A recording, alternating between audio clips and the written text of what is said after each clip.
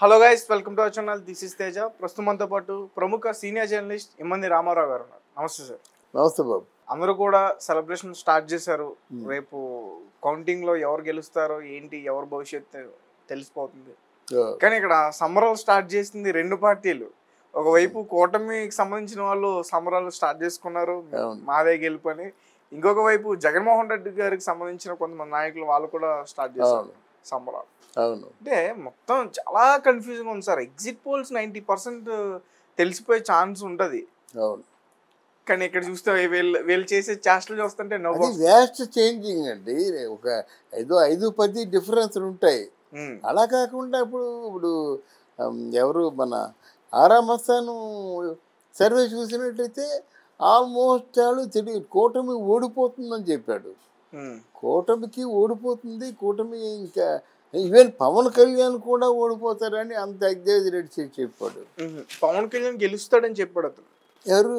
ఆరామస్థాన్ పిఠాపురంలో పవన్ కళ్యాణ్ గెలుస్తాడని చెప్పాడు అనుకోండి. ఇంకెవరో చెప్పారండి పవన్ కళ్యాణ్ ఓడిపోతాడని విన్నాను నేను. అది ఎలా ఉంచండి. వీళ్ళు ఏంటంటే ఆరామస్థాన్ చెప్పింది వైసీపీ పట్టం కట్టేస్తుంది, పర్వాలేదు ఇంకేం పర్వాలేదు, మీకు సంబరాలు ఏర్పాటు చేసుకోవచ్చు అని చెప్పాడు. అదే విషయాన్ని సజ్జల రామకృష్ణారెడ్డి కూడా చెప్పాడు. కానీ కూటమికి కేకే సర్వే అని చెప్పేసి అది మోస్ట్ లాయల్గా ఉంది, అంటే చెప్పదగ్గదిగా ఉందన్నమాట.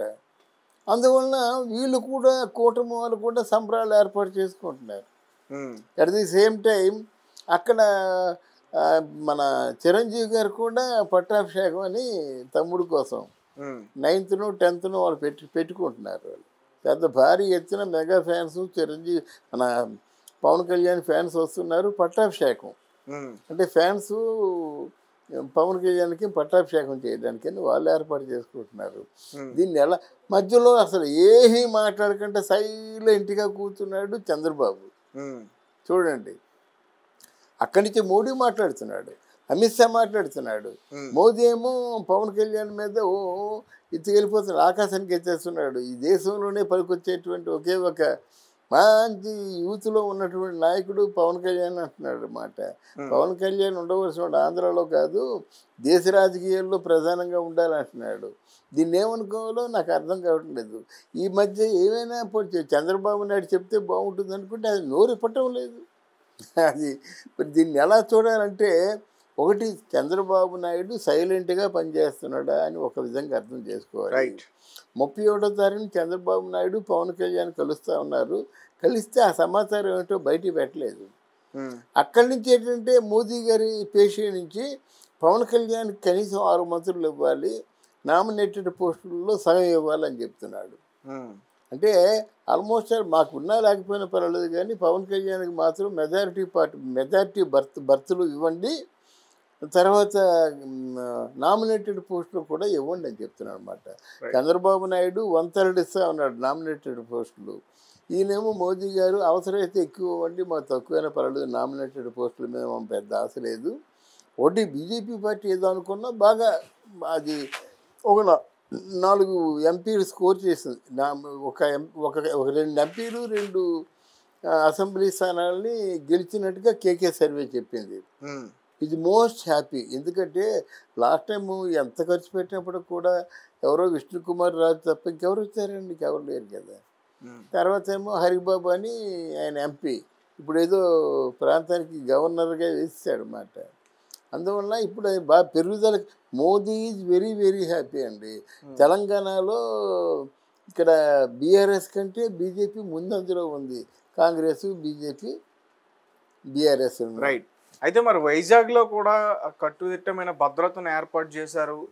అక్కడ సీఎం జగన్మోహన్ రెడ్డి గారు అక్కడ ప్రమాణ స్వీకారం చేయబోతున్నారు అంటూ కూడా ఇది ఇది ఈ వార్త కూడా వచ్చింది సార్. ఆయన లండన్ వెళ్ళే ముందు నేను విశాఖపట్నాన్ని క్యాపిటల్గా చేస్తాను, నా ప్రమాణ స్వీకారం విశాఖపట్నం నుండి అని చివరి సభల్లో చెప్పాడన్నమాట. అందుకోసం చెప్పాడు కనుక అక్కడ చేయాలి కదా.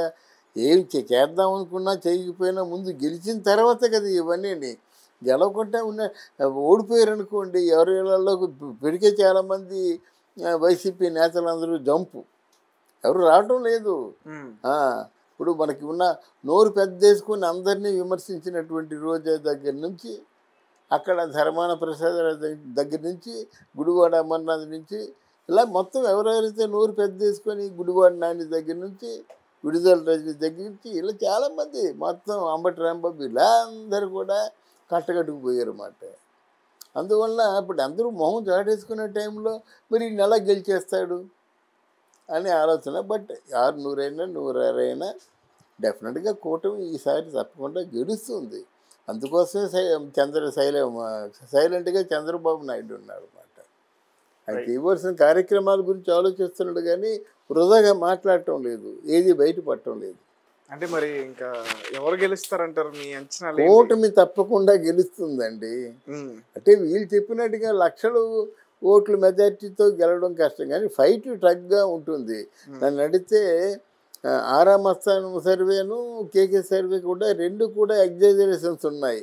ఈ పార్టీకి ఈయన ఎగ్జాజరేట్ చేశాడు, వైఎస్ఆర్ పార్టీకి ఈయన ఎగ్జాజరేట్ చేశాడు అన్నమాట. అది నమ్మశక్యంగా లేదు. పోటీ మాత్రం గట్టి పోటీ ఇవ్వడం జరుగుతుందండి. కానీ ఫైనల్గా కూటమి గెలుస్తుంది. హీరో ఆఫ్ ది అంటే election is only man of the match అంటాం కదా, ఆ మ్యాన్ ఆఫ్ ది మ్యాచ్ ఎవరంటే పవన్ కళ్యాణ్.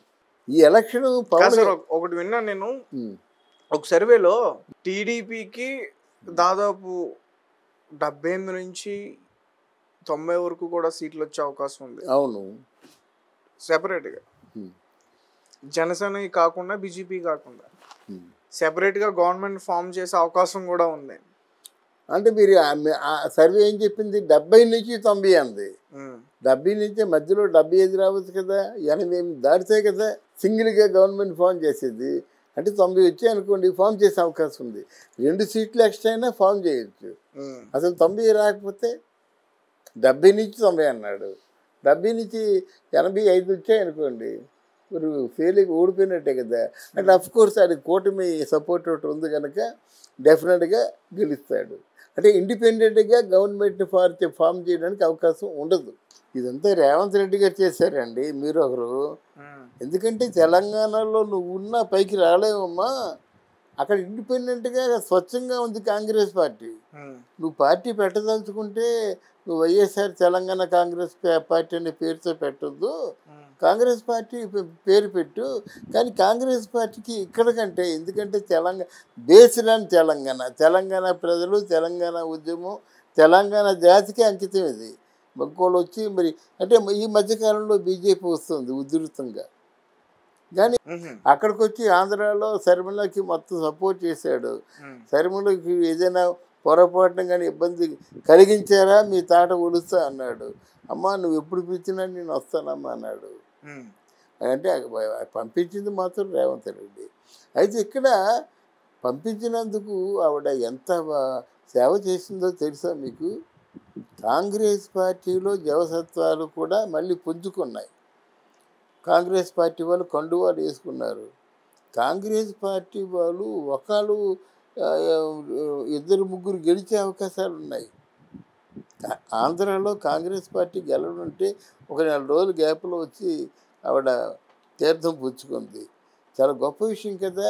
అన్నిటికంటే ముఖ్యం ఈరోజు వైసీపీ పార్టీ ఓడిపోవడానికి ప్రధానమైనటువంటి కారణం షర్మిల. ఆయన చెల్లులుగా, ఆయన రక్తం పంచుకు పుట్టిన చెల్లులుగా. Okay sir, thank you so much. Thank you.